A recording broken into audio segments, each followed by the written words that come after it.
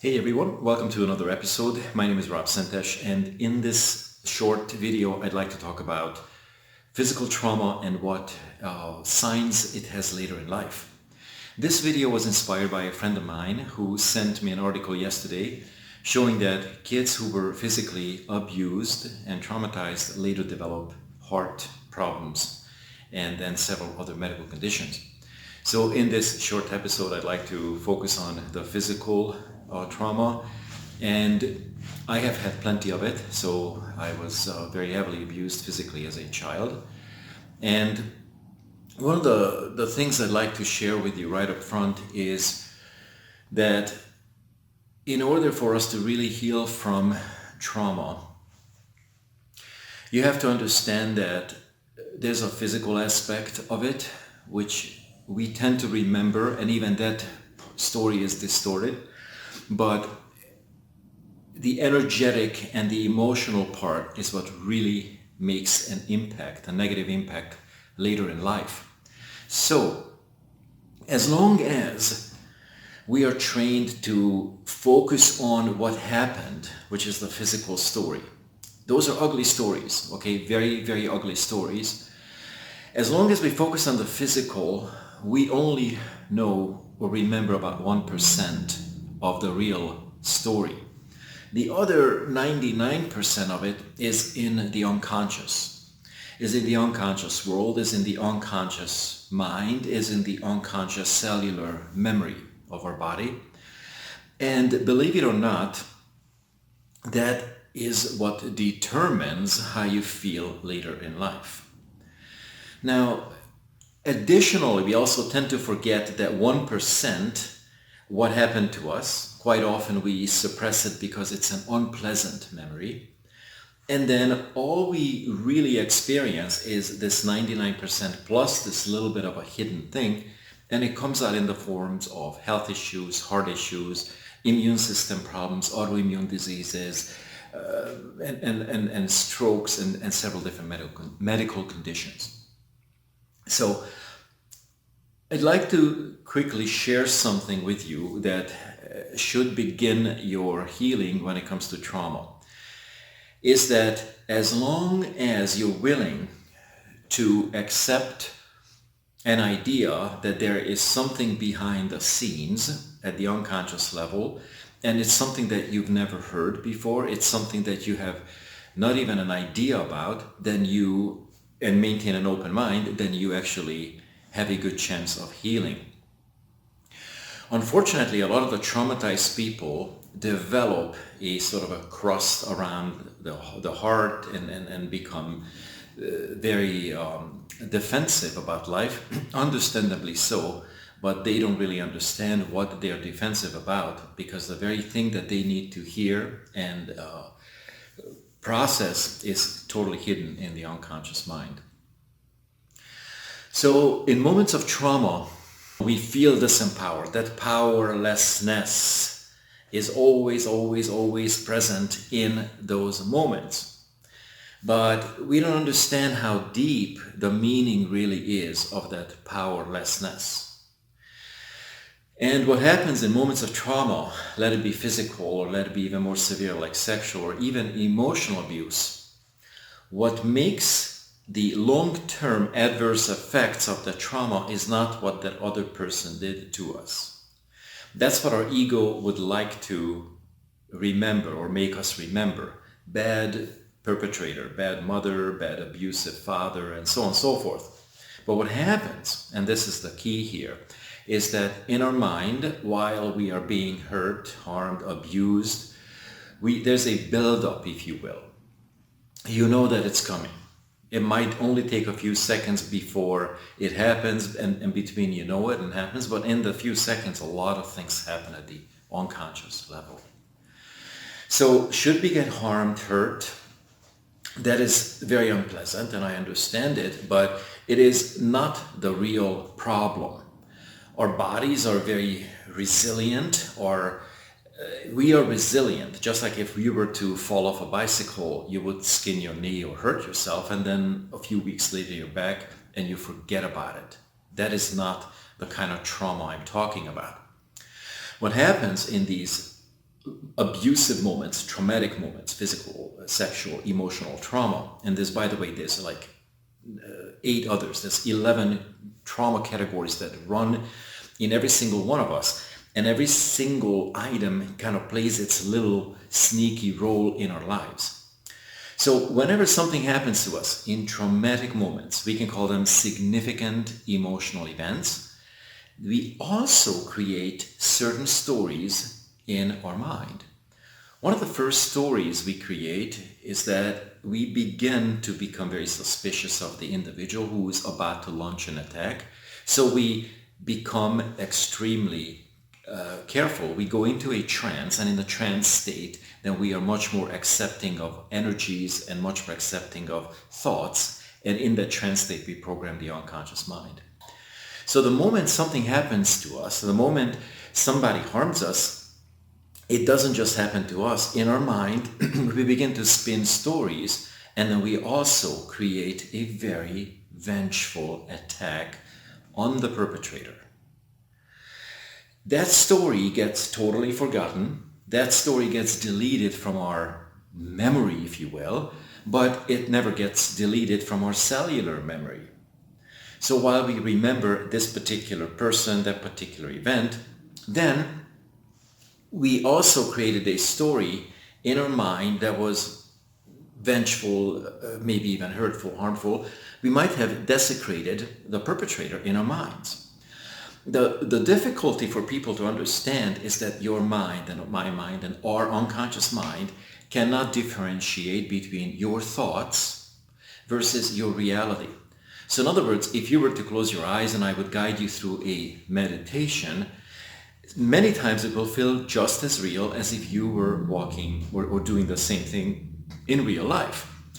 And because this lack of the inability to differentiate between the two worlds creates all kinds of deposits in us, all kinds of imprints on us, and we cannot tell if we are dreaming, if we are thinking wrong, if we are, doing the right processing, so we become very confused. So what happens is the reason why people develop medical issues, heart issues, is because unconsciously in this 99% of what we deleted, not really deleted but suppressed, is that we also have committed something against the very person in our mind only. We have committed something against the person who harmed us. And whenever we do that, it creates guilt. And that very guilt has tens of thousands of layers in our subconscious and the unconscious mind. The guilt begins to percolate and create other stories. Now, I tell you this, if you had no guilt at all, and it really takes a lot of inner work, if you had no guilt at all, you could not get sick. All of our illnesses, medical conditions, are psychologically and spiritually induced. And when you work through the mind, then you empty the mind, then you heal your broken heart, then you cannot get sick. Okay, how do I know that? Because I had thousands of medical conditions, and I know how to heal them because I healed it in myself and helped many, many, many other people achieve the same.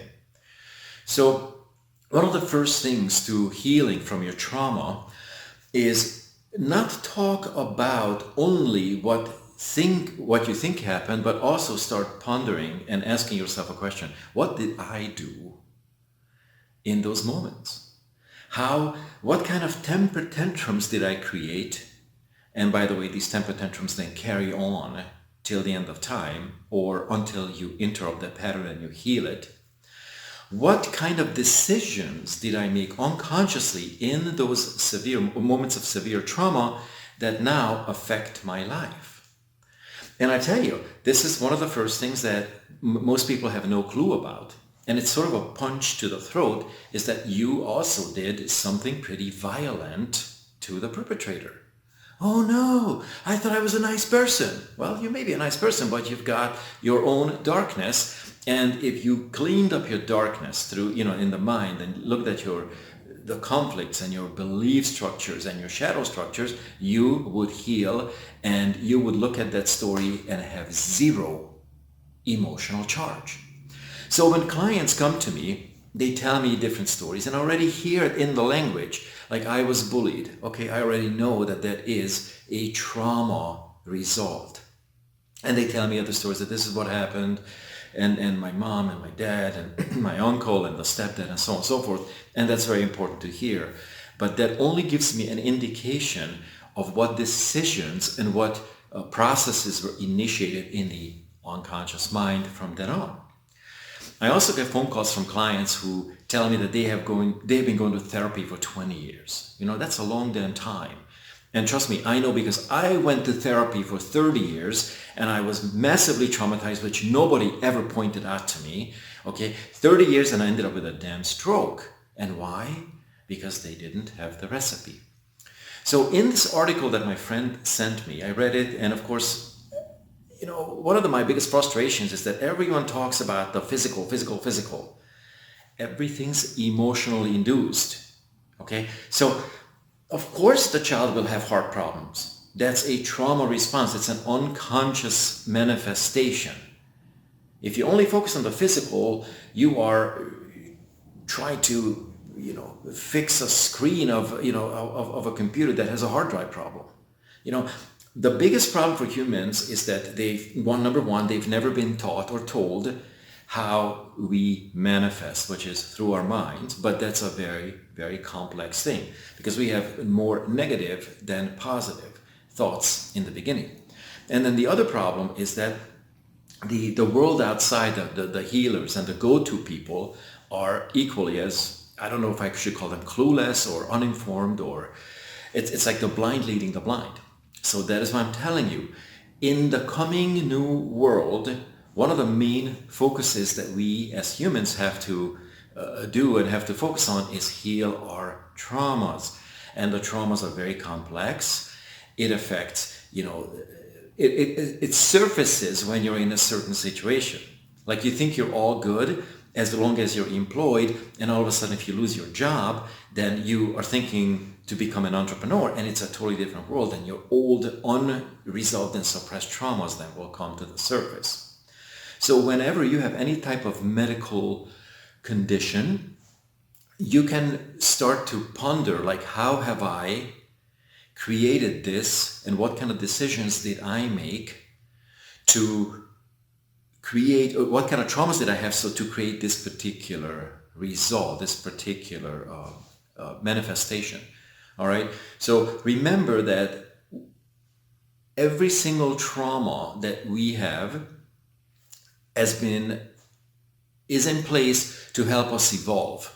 Now, as long as we come from a very disempowered and a victimized mindset, that will not make sense, and you will even feel angry about that statement.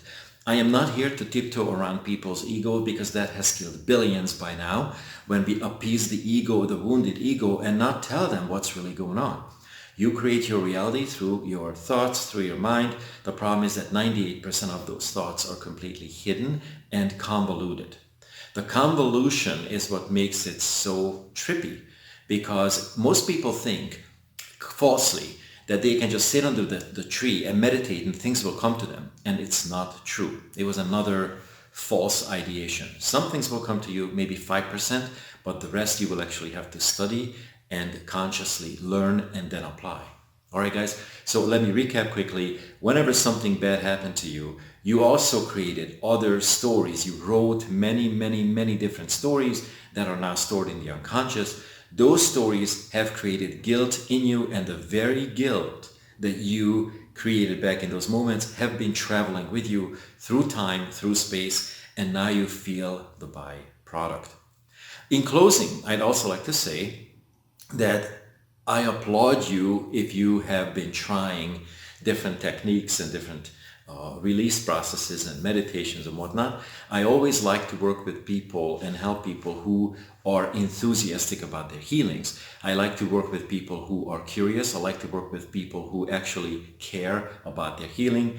And then once they come to me, it goes, look, I tried this and this and this. It seems like it's back. Of course it's back, because the recipe, the real recipe, is not in public domain.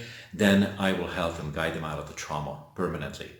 So I hope you guys like this. Please leave a comment and like below. If you have any questions to me, ask, because that will help me create more topics and more answers. All right, see you later.